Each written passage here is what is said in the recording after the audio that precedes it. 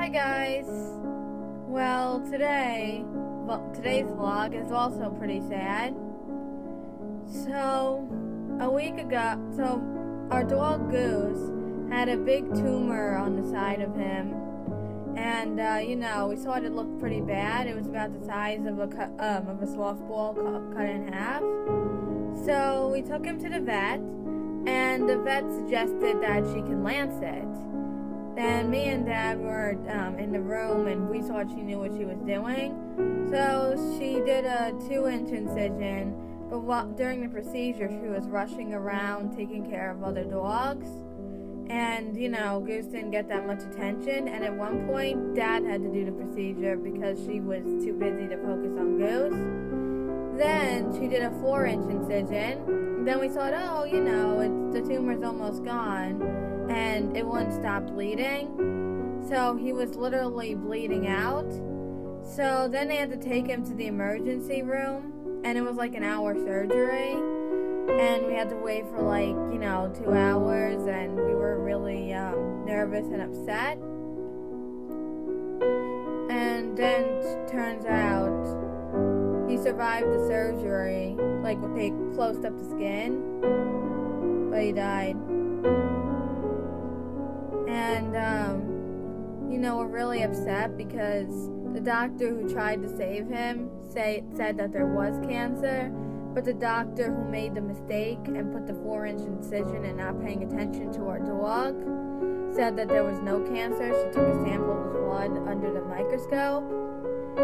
And, so our dog Goose bled to death. And, I'll show you a picture of him. Well, never mind the video, sorry. I don't want to wake up the dogs. But this was a real devastation to the whole family.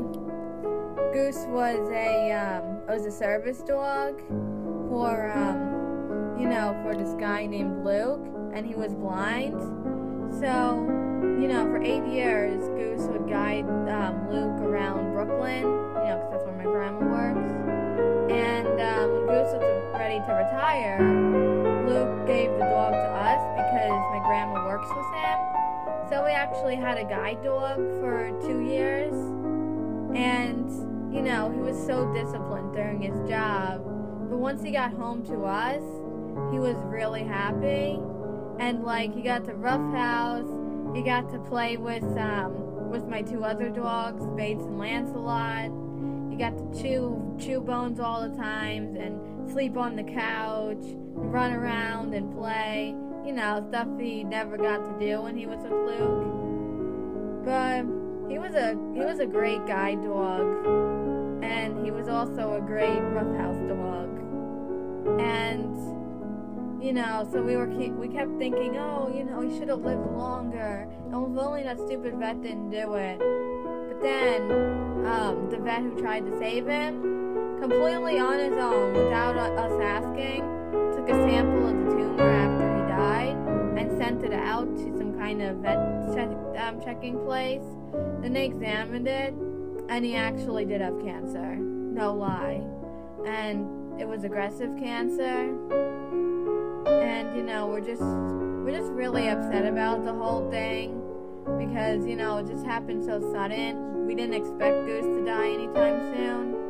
And we were crying. But, right now, I knew I had to do this video a week later. It happened on February 21st because I wouldn't be able to handle saying all this on camera a week ago. But overall, I'm trying to stay strong, but it's just really hard because Goose was such a big member of our family. I guess, but he's happy with God now, and he would have had to suffer with cancer, and he would have died within 2 months, and God didn't want to put him through that, so that's why he made the vet make all those careless mistakes. I don't know if he made it, but you know what?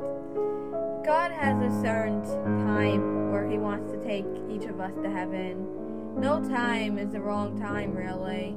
Even if it's sudden, like a car crash or medical malpractice, something like that. God wouldn't let you die unless it was your time. And I guess it means that Goose completed his mission on Earth, and now he has a new mission in heaven. He gets to meet other people he met throughout his life, and while he's up there in heaven, we're really upset down here because we won't be with him anymore. But at the same time, I also feel like we're being selfish, because if he would have stayed with us, he would have suffered. I guess, yeah, God just didn't want him to suffer. So, we were about to vlog. We thought we were going to vlog after the February break. But, you know, we still need a little time to cope from Goose's death. And we're still coping over Arlene's death. We went to our apartment for the very last time ever on Saturday.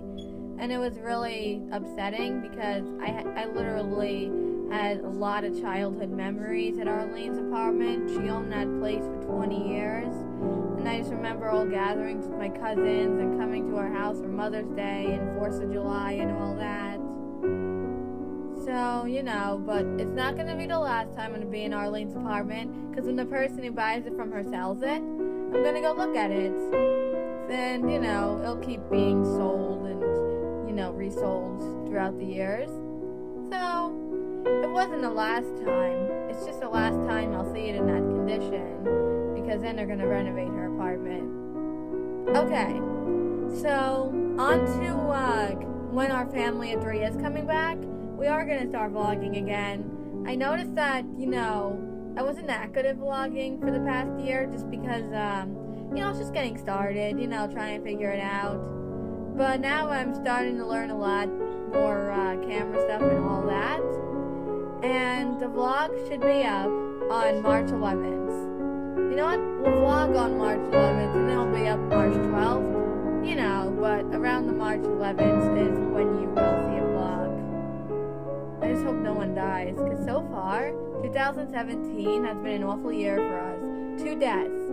I literally never experienced a death of a human in my life, and I've experienced the death of my cat Princess, my dog Pearl. Yeah, but those were like years ago. And then my hamster died. All the fish I ever had died. Yeah. That's what happens when you own a lot of pets. And the hermit crabs you saw, they died. Just because we tried to take care of them and they didn't make it.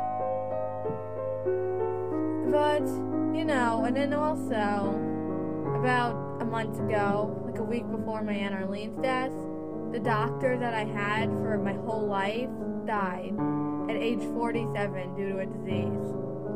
This has been literally an emotional roller coaster for me, and